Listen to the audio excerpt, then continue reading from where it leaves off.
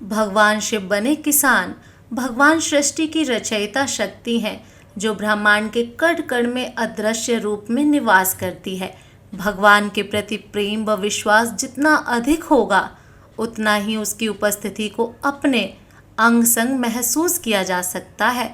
यदि भक्तों को भगवान पर विश्वास है तो भगवान स्वयं अपने भक्तों की मदद के लिए आते हैं। एक गांव में रघुनाथ नाम का एक किसान रहता था। रघुनाथ की पत्नी का नाम मालती था। रघुनाथ के खेत बंजर पड़े थे। घर में खेती करने वाला उसके सिवा और कोई न था।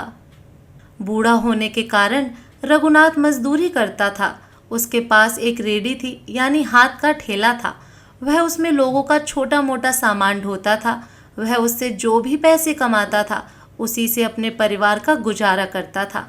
उसकी पत्नी मालती धार्मिक प्रवृत्ति की औरत थी। वह जब रोटी बनाती तो उनमें से 2 रोटी भगवान शिव और माँ पार्वती के नाम की निकालती, 2 रोटी लक्ष्मी जी और विष्णु जी के नाम की निकालती और 1 रोटी ब्रह्मा जी के नाम की निकालकर गौ माता को खिलाती थी। उसके बाद अपने पति रघुनाथ को खिलाती थी और वह खुद भी खाती। एक बार रघुनाथ ने देखा कि उसकी पत्नी देवताओं के नाम की रोटियां निकालकर गाय को खिलाती है। तब वह अपनी पत्नी से बोला, अरे भाग्यवान, मैं बड़ी मुश्किलों से मजदूरी करके घर के खर्चे का इंतजाम करता हूँ और तुम आधे आटे की रोटियां तो देवी देवताओं के नाम से निकालकर उनको भोग लगा देती हो। आधे आटे की रोटी से हम दोनों पेट भरते हैं, ऊपर से तेरा यह दान मुझे बहुत तकलीफ देता है। मैं ठहरा एक मजदूर, इतनी कमाई कहाँ से लाऊं? तेरा यह दान पुण्य करने का व्यवहार कब तक सहन करूं? तुम देवताओं के लिए क्यों रोटियां देती हो? यह सुनकर मालती को बड़ा दुख होता है और वह दुखी मन से रघुनाथ से कहती है कि सुनो जी, जिन देवी देवताओं के आशीर्वाद और कृपा के कारण ही हमें रोटियां मिलती हैं, तो हम उनको भोग क्यों न लगाएं? जिस दिन तुम्हें मजदूरी नहीं मिलेगी तब हमारे साथ साथ यह देवी देवताएं भी भूखे रहेंगे। भूखा रहने पर वह भोजन की व्यवस्था भी करेंगे जिससे हमें और देवताओं को भोजन मिलेगा, आपको भी मजदूरी मिलेगी और हमारे सारे काम भगवान बनाएंगे। इसलिए सुनो जी, तुम अपना काम करो और मुझे मेरा काम करने दो, इसी में हमारी भलाई है। रघुनाथ मालती से बोला कि मालती, बात तो तुम सही कह रही हो। मैं अपनी गरीबी के कारण स्वार्थी होकर तुम्हें भगवान को भोग लगाने से भी रोक रहा था। आगे से मैं तुझे कभी नहीं रोकूंगा। तुम मेरी कमाई में से सामर्थ्य अनुसार भगवान का हिस्सा जरूर निकाला करो। उनकी इच्छा से हमारे सारे कार्य जरूर पूरे होंगे। अच्छा, मैं अपनी मजदूरी करने चलता हूँ। मालती बोलती है, ठीक है। काम के साथ साथ भगवान शिव का ध्यान करते रहना, भगवान भोलेनाथ आपकी रक्षा करेंगे। रघुनाथ ने कहा, अरे तुम चिंता मत करो, मैं भगवान शिव का ध्यान करता रहूँगा। आज तुम्हारी बातें सुनकर भगवान के प्रति मेरा विश्वास और भी बढ़ गया है। यह कहकर रघुनाथ काम पर चला गया। उस दिन रघुनाथ को पहले से ज़्यादा काम मिला और उसने पैसा भी ज़्यादा कमाया। रघुनाथ घर आकर मालती को कहता है, आज भोलेनाथ की कृपा से मैंने बहुत सारे पैसे कमाए हैं, यह सारे पैसे तुम रख लो। मालती कहती है कि मैं तो ऐसा मानती हूँ कि भोलेनाथ, ब्रह्मा और विष्णु जी की कृपा से ही आपकी कमाई में वृद्धि हुई है। रघुनाथ बोला, तुम ठीक कह रही हो। हम एक काम करते हैं कि इन पैसों में से जितना हमारी ज़रूरत है उतने पैसे अपने पास रख कर बाकी बचे हुए पैसों को मंदिर में दान कर देते हैं। तब मालती कहती है, आपने तो मेरे मुंह की बात छीन ली। मैं भी यही चाहती हूँ। हम आधा पैसा दान में मंदिर के पुजारी को दे देते हैं। तब मालती और रघुनाथ बचे हुए पैसों को मंदिर में दान कर देते हैं। इस तरह प्रतिदिन रघुनाथ मजदूरी करने जाता रहा। दोनों पति पत्नी खुशी खुशी अपना जीवन व्यतीत करते रहते हैं। एक दिन रघुनाथ अचानक बीमार हो गया। डॉक्टर ने रघुनाथ से कहा, रघुनाथ, तुम्हें बुखार के साथ साथ थकान और कमजोरी भी है, इसलिए तुम्हें कुछ दिन तक आराम करना होगा।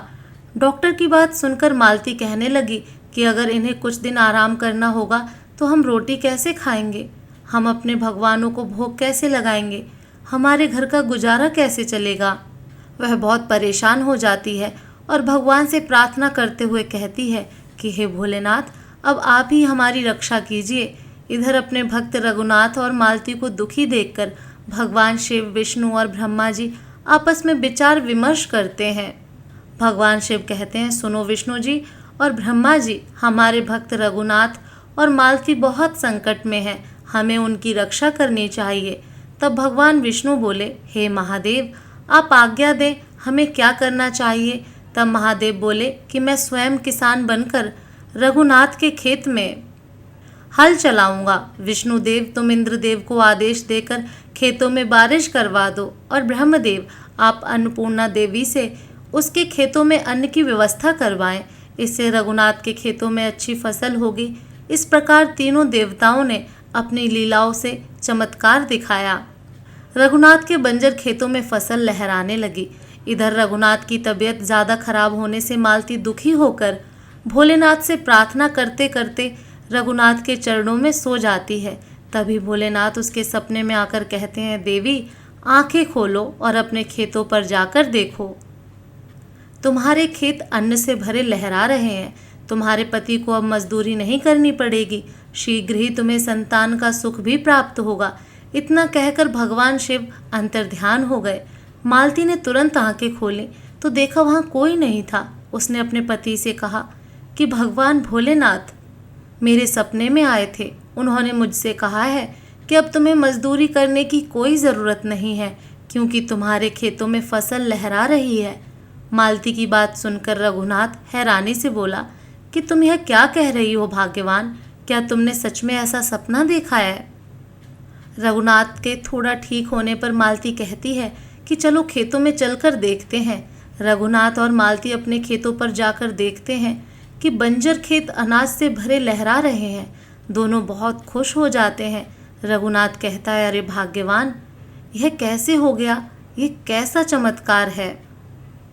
तब मालती कहती है, देखा तुमने, यह उन्हीं देवताओं की महिमा है जिन्हें हम भोग लगाते थे, उनके नाम की रोटियां निकालते थे और तुम कहते थे कि रोजाना देवताओं को रोटियां देने से क्या होगा। हमने जो उनके प्रति भावना रखी, भोलेनाथ ने आज वह ऋण चुका दिया है। रघुनाथ कहता है कि भोलेनाथ, तुम धन्य हो, आखिर आपने मुझ गरीब की बात सुन ही ली। जय भोलेनाथ। रघुनाथ ने मालती से कहा कि चलो अब हमें मंदिर चलकर भगवान शिव का आभार व्यक्त करना चाहिए। पति पत्नी दोनों शिव मंदिर आते हैं और शीश झुकाकर उनकी वंदना करते हैं। इधर भोलेनाथ अपना चमत्कार दिखाते हैं। मंदिर का पुजारी एक मासूम बच्चे को गोद में लिए कहता है कि न जाने कौन सी माँ थी जो इस मासूम बच्चे को मंदिर में छोड़ गई है। अगर कोई निसंतान हो तो मैं इस बच्चे को उसे सौंप दूं। यह बात सुनकर रघुनाथ और मालती ने सोचा कि क्यों ना हम ही इस बच्चे को गोद ले लें। मालती ने कहा, हमारी कोई संतान भी नहीं है, शायद भोलेनाथ ने ही यह महिमा दिखाई हो। तब रघुनाथ ने कहा, मालती, तुम ठीक कहती हो, चलो पुजारी जी के पास चलते हैं। रघुनाथ और मालती पुजारी जी से कहते हैं कि पुजारी जी, यह बच्चा हमें दे दीजिए, हमारी झोली में डाल दीजिए। हमारी कोई भी संतान नहीं है, हम इस बच्चे का पालन पोषण अच्छी तरह से करेंगे। दोनों ने कहा, पुजारी जी, यह बच्चा हमें ही दे दीजिए, हमारे बुढ़ापे का कोई सहारा नहीं है, हम पर दया करो। पुजारी बोला, ठीक है, जैसी भोलेनाथ की इच्छा। पंडित जी ने कहा कि लो पुत्री, यह बच्चा मैं तुम्हें देता हूँ। मालती कहती है, लाइए पंडित जी, यह बच्चा कितना प्यारा है। पंडित जी, आपका बहुत बहुत धन्यवाद। भोलेनाथ ने हमारी प्रार्थना सुन ली, हमारी मनोकामना पूरी कर दी। पुजारी ने मालती को बच्चा दे दिया। उसके बाद दोनों बच्चा लेकर खुशी खुशी अपने घर आ गए।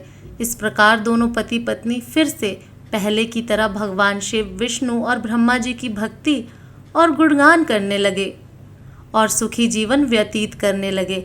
वह यह बात समझ चुके थे कि जो भगवान का ध्यान करते हैं और उन पर विश्वास रखते हैं, उनका ध्यान भगवान स्वयं रखते हैं। शिव भक्ति मनुष्य को अद्भुत शक्ति देती है। ओम नमः शिवाय। हर हर महादेव।